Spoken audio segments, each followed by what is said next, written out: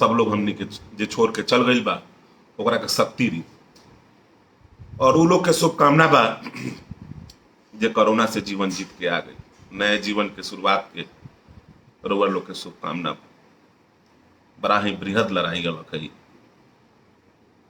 ई लड़ाई में सब लोग एक दूसरे के मदद में खड़ा अलग,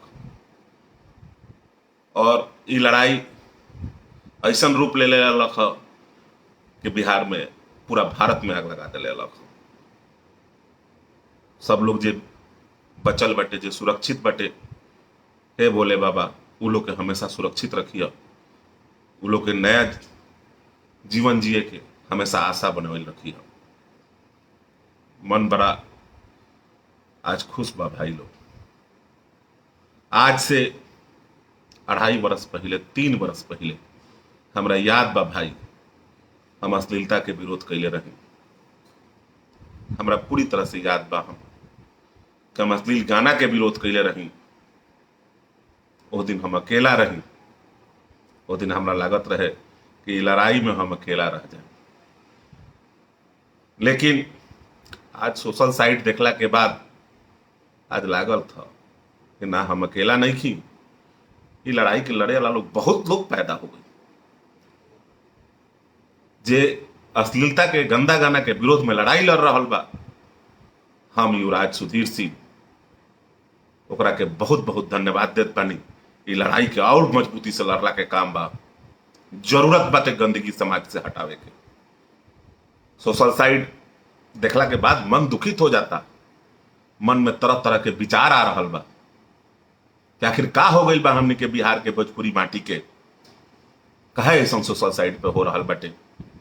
सोशल साइट पे गंदगी फैल गई बा। लोग कहेला कि बिहार के लोग बाहर कमाए जब जाला तो लोग कहेला ए बिहारी इधर आओ। काहे ना लोग बिहारी ए इधर आओ कही है ना। सोशल साइट के लोग पूरा देश देखा था, एक दूसरा के गाली देवल, एक दूसरा पर जातीय हिंसा फैलावल, ये कहाँ से सही बा। हमारा मन में कुछ सवाल बा। बिहार के जनता इस सवाल के जवाब जरूर हमरा के दी। हमरा जहां तक उस सवाल रउआ लोग से जरूर कहम। 2.5 वर्ष पहले हम अश्लीलता के जब विरोध कैनी, एकरा के जातीय हिंसा के रूप दे देवल गई। एकरा के रूप देखकर तरह तरह के गंदा गंदा शब्द के प्रयोग कैल गई। हम चुप रह गई, हम खामोश रह गई। वैशाली में एगो घटना घटल रहे। वो घटना में हमरा पर आरोपित कर देवल गई।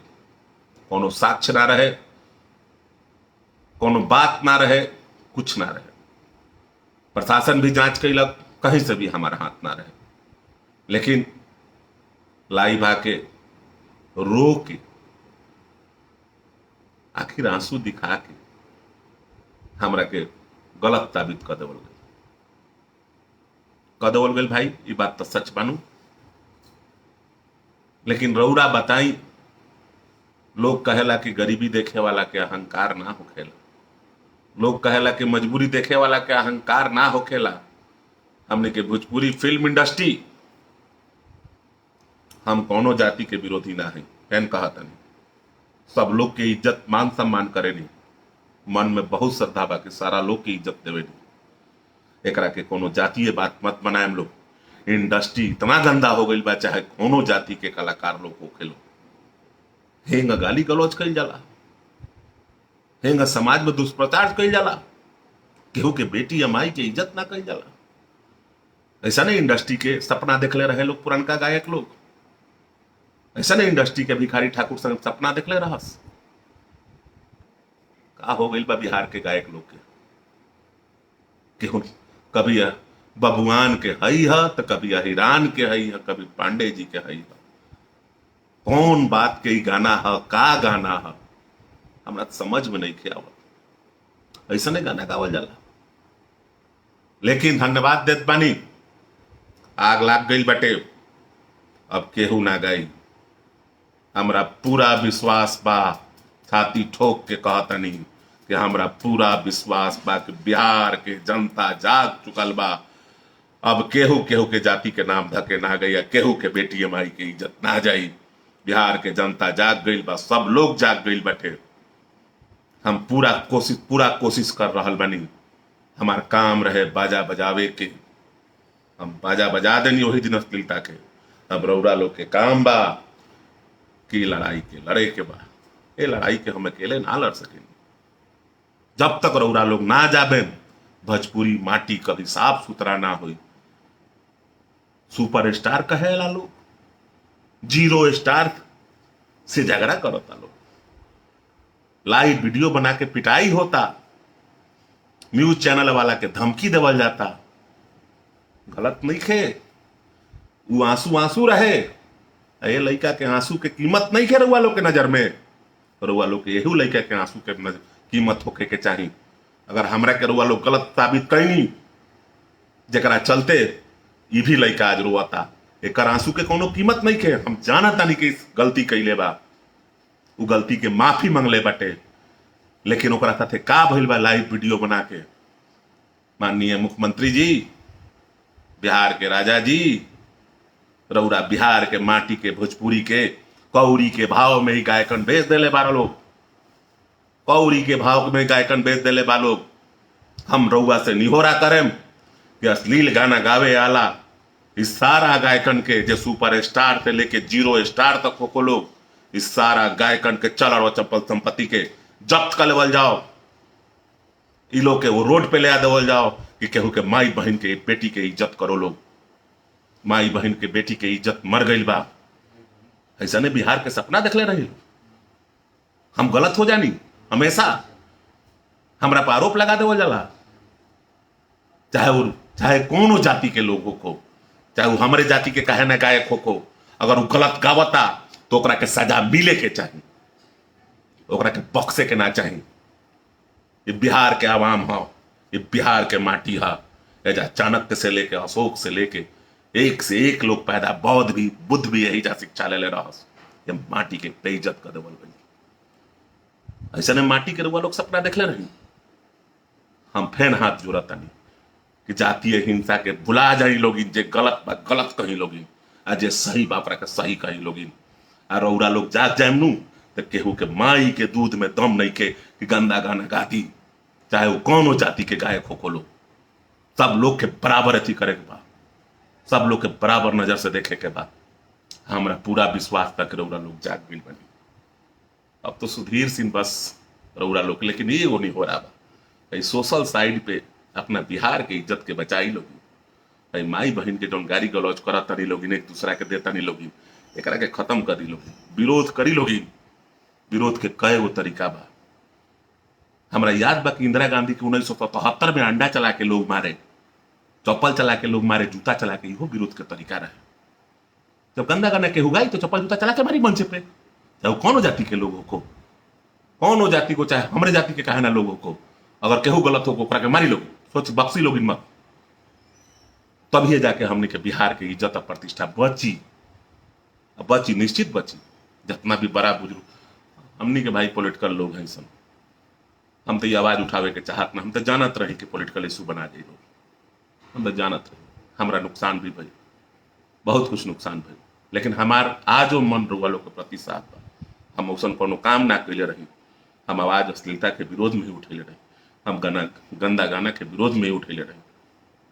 सब लोग के माई बहन के इज्जत बा, सारा लोग के बेटा बेटी के इज्जत बा, सब लोग के बेटी के इज्जत बा। अगर वो गलती गईले बारन, बेटी के केहू के नाम धके तो गलत बारन, हम कहाँ कहा तनी कुछ सही बारन, वो गलत बारन। लेकिन गलती के माफी मांगला के बाद मारे के नानू चाहिए, बेइज्जत नानू करे के चाहिए। ओकर तरीका रहे, ऑफिशियल प्रोसेसिंग बनल बा, FIR हो, मुकदमा हो, जेल जाई। लेकिन मार के लाइव वीडियो बना के तो वो लोग तो जीरो के हीरो बना देनी लोगी, हीरो के जीरो बना देनी लोगी।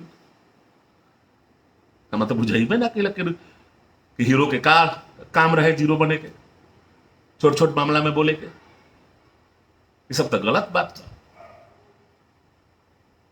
सब लोग के बेटी कॉमन नाम है, पूजा, काजल, नीलू, सब कॉमन नाम है। बहुत सारा बिहार के बाप बेटा लोग, बेटे बाप लोग वही लोग जरा बेटी के नाम है ना, नाम धके गावे के चाहिए।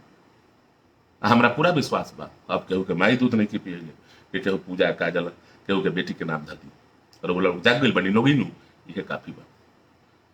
हम बहुत ज्यादा नहीं बोले इलाज। एगो और देख लेनी हम भोजपुरी के सुपर स्टार हीरोइन है, उनको नाम द कैसन अंड बंड गाना गावल बा, देखे हम लोग सुन के का इज्जत रह गई, बेइज्जत कर देवल बा।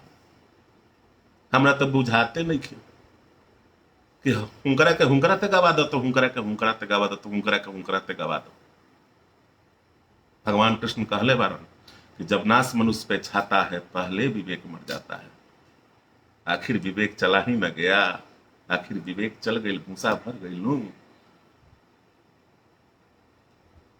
हम कहीं तो हम कहनी गलत के विरोध कहनी तो के हमरा के होंगे कहनी लोगी। एगो और बात कहनी, एगो डबल डाउन रहस, का नाम रहे उनकर वो डबल डाउन, बबल मुंगेर के बड़ा खराब खराब गाड़ी देता हन। अब वो केहू के गाड़ी ना दिहन, उनकर आवाज बंद हो गई। उनकर एगो डॉक्टर ऐसा इलाज कैल कि उनकर आवाजे गायब हो गई। ऊपर देखल आराम से देखल हम लोग के। अब कहियो केहू के गाड़ी ना दिहन, अब जिंदगी में गाड़ी ना दिहन, भुला गई। कभी देखे नहीं कौन भोजपुरी गायक के गाड़ी देवल, कोनो नेता के गाड़ी, तो खाली गाड़िए देते गाड़ी नानू देवे के केहू के।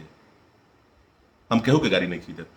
हम सभी समाज के लोगों के आदर बा, सभी समाज के सम्मान बा, सभी लोग हमारे चाचा भाई बहन हम लोग, रउरे लोग के बदौलत हमनी के जिंदा बानी सब।